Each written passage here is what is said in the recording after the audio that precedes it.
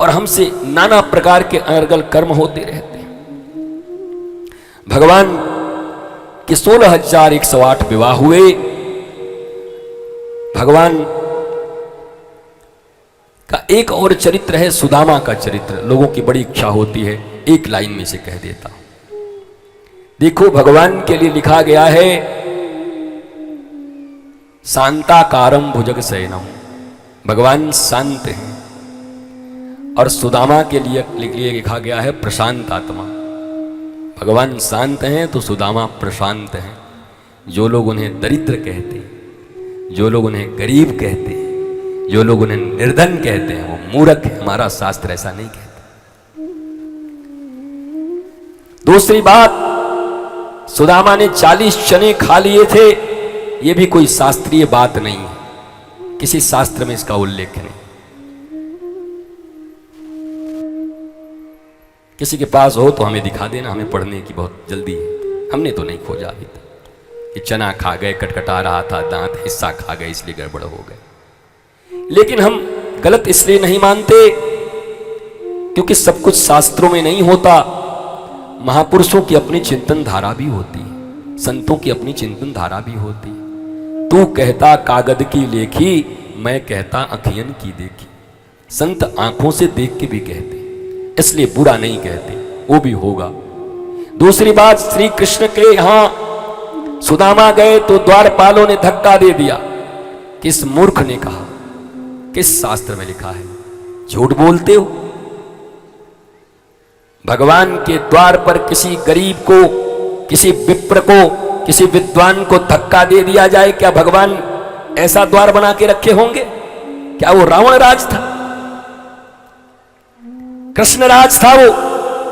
सुदामा जब गए तो उनको राज प्रसाद में द्वारपालों ने बिठाया और बिठाकर जाकर श्री कृष्ण को बोलने गए थे। तब तक उनकी प्रतिष्ठा हुई, राज दरबार में गेस्ट हाउस में बिठाया गया था। आप कहते हो धक्का दे दिया गया था भगवान के दरबार में।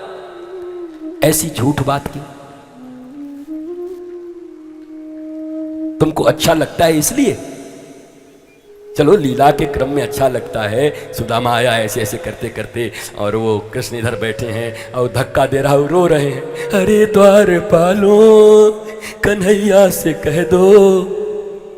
जरा सोचो, श्री कृष्ण की नगरी में किसी ज्ञानी पुरुष को, विप्र को, संत को, गरीब को, निर्धन को अगर इस प्रकार से धक्का दिया जाएगा तो क्या ये भगवान का दरबार होगा?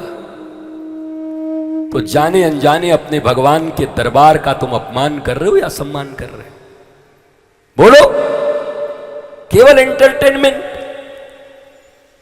एंटरटेनमेंट के लिए कुछ भी बोलोगे, मनोरंजन के लिए कुछ भी बोलोगे।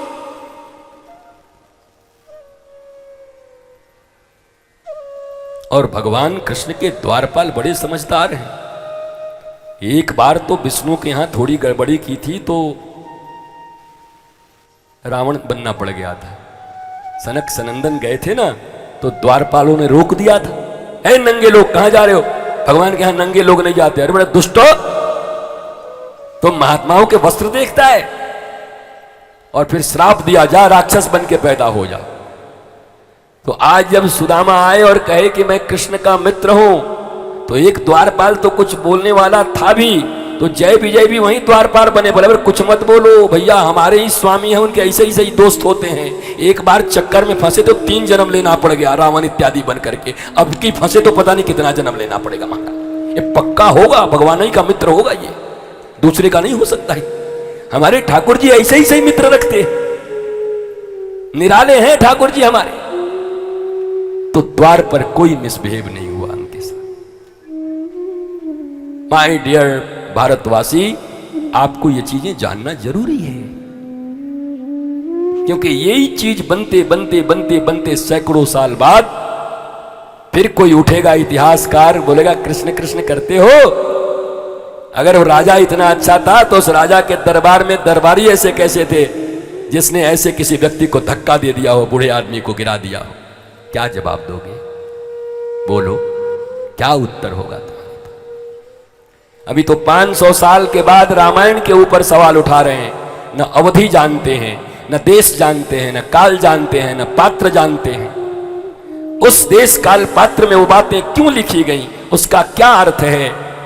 गोस्वामी जी की सारी चौपाइयों का अगर विश्लेषण करो तो हर जगह माताओं की कितनी प्रतिष्ठा है। गोस्वामी जी की एक एक चौपाइयों को देखो तो भक्तों के लिए केवल लिखा है कि केवल भक्ति के नाता को मानते हैं, कोई जाति पाति नहीं जानते, लेकिन उनके ऊपर विवाद उठा करके हाय हाय कर रहे हैं 2024 में वोट पाने के लिए। वोट नहीं मिलेगा इनको, ये कुछ भी कर। बात तो ये भी अब तय ही हो गया है। मैं तो राजनीति की बात नहीं करता, लेकिन यह भी तय है भारत की भूमि पर सनातन धर्म की और भारत की भूमि पर राम कृष्ण और भोलेनाथ की जो बात करेगा, और उन्हीं को अब मिलेगा सरकार, उन्हीं को सत्ता मिलेगी, क्योंकि हम राम कृष्ण की संतान हैं। हम विधर्मियों को अब सत्ता देने वाले नहीं हैं। विधर्मी सत्ता में नहीं आएंगे। महाराणा प्रताप के वंशज है महाराज, घास की रोटी खाएंगे लेकिन ठाकुर की सत्ता चलेगी, भगवान राम की सत्ता चलेगी, कृष्ण की सत्ता चलेगी। यही होना चाहिए, यही सनातन संस्कृति है। अंधेपन में नहीं कह रहे, लेकिन यह समझना जरूरी है। सुदामा जी अंदर गए, भगवान ने उनका पांव इत्यादि धो दिया अपने आंसुओं से। सारी रानियों ने प्रणाम किया। भगवान सुदामा लेने नहीं गए थे। सुदामा के पास कुछ नहीं था अपने बच्चों को खिलाने के लिए, अपने बच्चे भी नहीं खा पाते थे क्योंकि अयाचक वृत्ति थी। इतने बड़े विद्वान थे कि अगर कोई ज्योतिषाचार्य का बोर्ड लगा करके अगर बैठे होते तो शायद लाखों करोड़ों रुपए कमा होते। इतना बड़ा ज्योतिषाचार्य आज तक कोई पैदा नहीं हुआ, पर उनका नियम था, वो किसी से मांगते नहीं थे। अयाचक वृत्ति थी उनको। तुम गरीब कहते हो, उनको तुम निर्धन कहते हो, उनको तुम 2 टके का कहते हो। वो उनका चुनाव था, उनकी गरिमा थी, उनकी गवेषणा थी। नहीं मांगूंगा किसी से, धर्म नहीं बेचूंगा, अपने विद्या को नहीं बेचूंगा। कृष्ण भजन करते, बच्चे छोटे छोटे रोने लगते। मैया आग जला करके मिट्टी का हड़िया चढ़ा करके पानी रख देती। सुबह से शाम तक वो पानी खदकता रहता। बच्चे जगे रहते, आज तंदुल मिलेगा, आज भात मिलेगा, आज तंदुल मिलेगा। और आग पे चढ़ा चढ़ा केवल पानी के मिट्टी के हांडी फट करके जब बिखर जाती, कुछ रहता अंदर में नहीं और केवल पानी निकलता, तो बच्चे माँ की तरफ देखते हुए, अरे मैया कोई अपनी औलाद से भी झूठ बोलता है तो झूठ बोल दे। 6 घंटे से पानी गर्म करती और कहती इसमें चावल है। वो सुदामा जिनकी विद्वता और जो ट्यूशन पढ़ाना शुरू कर देते राजा के बेटों को, तो न जाने कितना धन का अंबार लग जाता। इतने विद्वान थे। उन सुदामा के विषय में तुम्हारी धारणा है कि वो गरीब, निर्धन, दरिद्र थे, दया के पात्र थे। और ऐसे किसी दया के पात्र हीन व्यक्ति को भगवान अपने इस पर बिठाएंगे? महाराज भगवान ले गए, चरण को प्रक्षाल किया है आंसुओं से। ये आंसू की बात वही दूसरे दिन की है। तेजो वारी मृदाम यथा विनिमयो यत्र त्रिसर्गो मृषा धामना स्वेन सदा निरस्त कोकम सत्यम परम धीमहि। तेजो वारी बोला कौन सा जल चाहिए? गंगा जल चाहिए, जमुना जल चाहिए, रावी ताप्ती? कौन सा जल चाहिए? बोला कोई जल से भगवान प्रसन्न नहीं होते। बोला फिर कौन सा जल चाहिए? बोला न गंगा जल से डूबेगा कैलाश, न यमुना जल से डूबेगा, न नर्मदा जल से शिव जी डूबने वाले हैं। बोला फिर किस जल से डूबने वाले हैं? बोला दोनों हाथ खाली भी लेकर के आओ और अपने आंखों से शिव के प्रेम में एक बूंद अश्रु गिरा दो तो सारा कैलाश सहित शिव जी डूब जाएंगे। महाराज क्षीर सागर में नहीं डूबते भगवान, पर तुम्हारे आंसुओं में डूब सकते हैं, तुम्हारे प्रेम में डूब सकते हैं।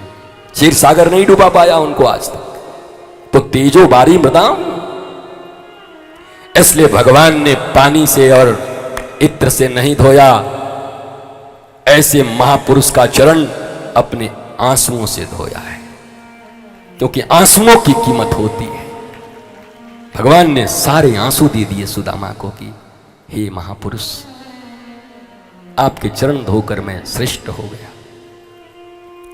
जाने लगे तो भगवान ने 6-7 दिन के लिए कुछ कपड़े उपड़े दिए थे, पीतांबरी वगैरह। भगवान बड़े कौतुकी हैं, सब उतरवा लिया, दे दो। और रुक्मिणी जी को बड़ा खराब लगे कि देने देने में बड़े कमजोर हैं हमारे पति। बताओ इतना पुराना मित्र है, पीताम्बरी भी उतरवा रहे हैं। बोला भैया आप जा रहे हो? बोला सब उतार दो। सुदामा जी बोले महाराज पहले से पता होता तो अपना लंगोटी धो लेते, कम से कम पुराना वाला। हम तो सोचे नया कपड़ा हो गया। मजे की बात है, सुदामा अपनी उसी लंगोटी में निकले, और जब निकले तो द्वारिका की लाखों जनता सड़कों पर उमड़ गई। सब दौड़े दौड़े आए, बोले जय हो उस संत की, जय हो महंत की। बोला क्या हुआ? बोला इस द्वारिका की नगरी में हजारों लोगों को आते हुए देखा। वो निर्धन आते थे और गाड़ियों रथ में भर करके ले जाते थे। ये पहली बार ऐसा अलबेला महात्मा आया है जो लंगोटी पहन के आया था द्वारिका से, वही लंगोटी पहन के जा रहा है। अरे वारे संत वारे महंत, जय हो तुम्हारी जय हो। सुदामा की आंखों में आंसू आ गए। काश अगर एक पीताम्बरी भी पहना होता तो आज इतनी प्रतिष्ठा मिलती। मेरा गोविंद मुझे प्रतिष्ठा देना चाहता था। यद्यपि उनके पहुंचने से पहले उनके बंगले बना चुके हैं, वो पोरबंदर में सुदामापुरी बना चुके हैं। ठाकुर जब देता है तो इज्जत के साथ देता है, दुनिया को पता तक नहीं चलने देते। और हम जब देते हैं तो भगवान की भी उत्तर इज्जत उतार के नोट ऐसे ऐसे करके बिजली रानी को चढ़ाते हैं। लानत है तुम्हारे नोटों पर और लानत है तुम्हारे लिफाफों पर। अपने लिफाफे अपने जेबों में भरो, अपने पास रखो। ठाकुर ने दिया सुदामा को, पूरी द्वारिका की जनता उमड़ करके जय जयकार कर रही है कि ऐसा महात्मा आज तक। लेकिन जब महात्मा घर पहुंचा तो वहां दो लोक बने हुए थे पहले से। ठाकुर देता है, प्रतिष्ठा भी देता है, इज्जत भी देता है और वस्तु भी देता है। हम मनुष्य हैं, हम भी देते हैं रिश्तेदारों को, नातेदारों को, गुरु को, भगवान को, पर देते हैं तो इज्जत उतार के देते हैं, उसकी इज्जत को तार तार करके देते हैं। मत दिया करो किसी भागवत की और किसी गुरु को तुम्हारे पैसे की जरूरत नहीं। पहले संस्कार सीखो। अगर संस्कार आ जाएं तो हरिश्चंद्र की तरह पूरे परिवार सहित ही कहो कि आपके चरणों के दास हैं, सब आपके हैं महाराज। हम तो तुम्हें भी कहते हैं जो पिता हो बच्चियों के, मत लिखा करो यार ये सब। बेटी बेच रहे हो क्या? विद्या और बेटी को बेचते नहीं है। हमारे गुरु ने हमारे मस्तक पर हाथ रख करके बोला, चैतन्य महाप्रभु ने कहा कि विद्या कौन है? विद्या बधू की तरह है, उसको बेचते नहीं है।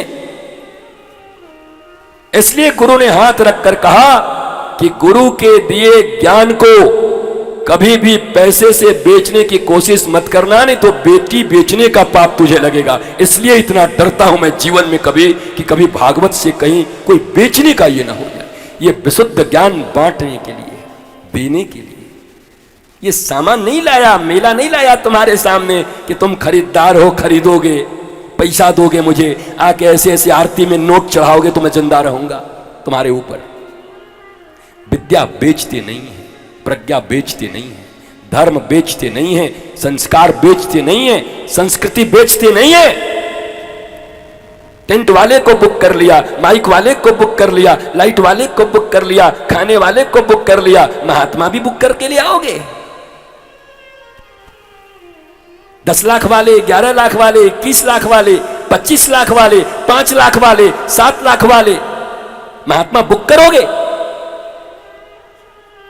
अब बोलते भी है समाज में। आजकल उनका फीस कितना चल रहा है? बोला 11 चल रहा है। भाई शर्म करो भाई।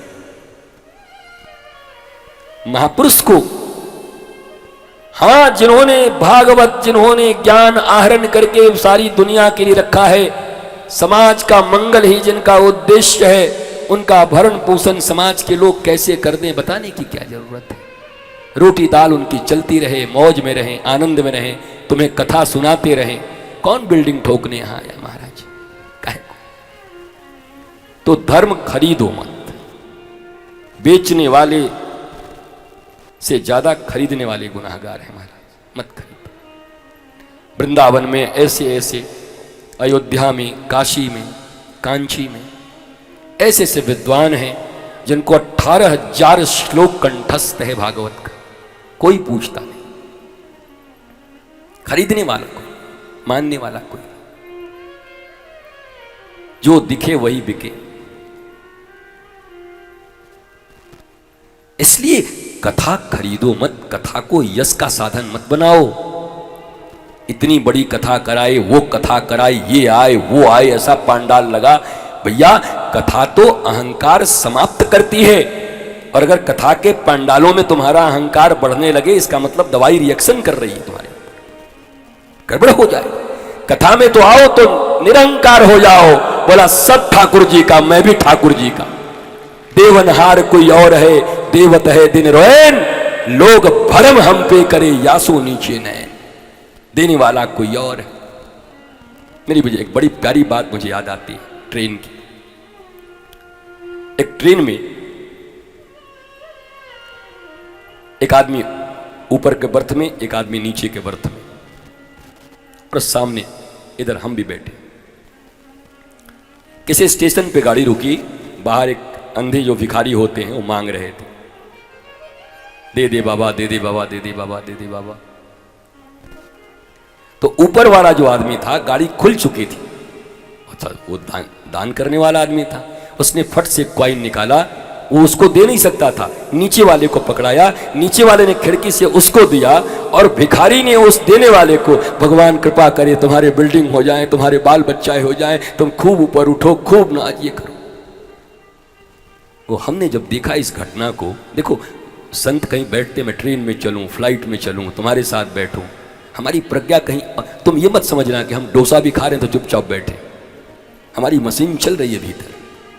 हमारा जो चिंतन है ना, चिंतन की धारा कि कौन सा दूध बनाऊं, कल बच्चों को क्या परोसना है। जैसे एक माँ नया नया रोज भोजन बनाती है, नए नए आइटम्स बनाती है, हमारे बच्चे को ये पसंद आएगा, दूध में मिश्री डाल के देंगे तो खाएगा, ऐसी सब्जी बनाएंगे तो खाएगा। ऐसे ही सदगुरु भी रोज अपने चिंतन की मथानी से इतना बढ़िया बढ़िया माखन बना के लाते हैं कि बच्चों के मुख में डाले, वो उनके मुख में जाए, वो तुष्टि भी दे, पुष्टि भी करे, और संतुष्टि भी उनके जीवन में हो जाए। वो 24 घंटे चिंतन में रहते हैं साहब।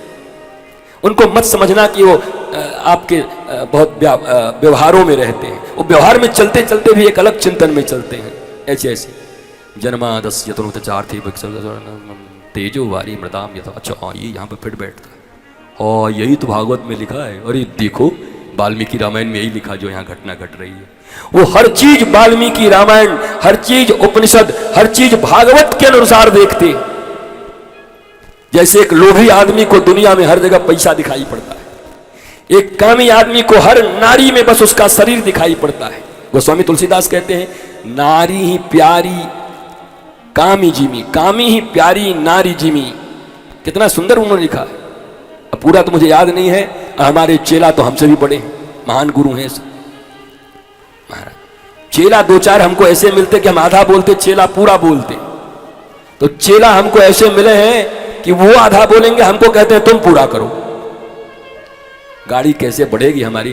तुम में से कोई बनेगा भैया, देखना दो चार आ जाओ यार, माल पानी दूंगा, बहुत पैसा रखा हूं, आओ आओ आओ। तो हाँ माल रखा हूं, तो ये मत समझना भाई। एक धर्म पीठ चला रहा हूं, आनंदम पीठ चला रहा हूं, वहां से इतने प्रकल्प चल रहे हैं, तो ऐसा थोड़ी कि कुछ नहीं होगा। माल पानी ठाकुर ने बहुत दिया है महाराज, काम चल रहा है, चलता है।